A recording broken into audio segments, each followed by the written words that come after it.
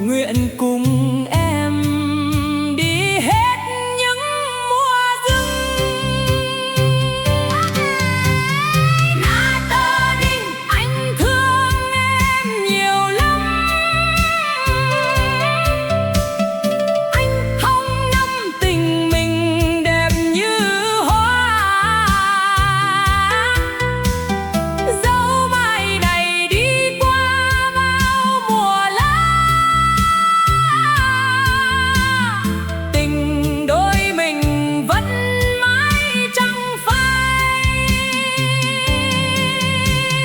Natalie, Em ơi hãy nhớ nhé,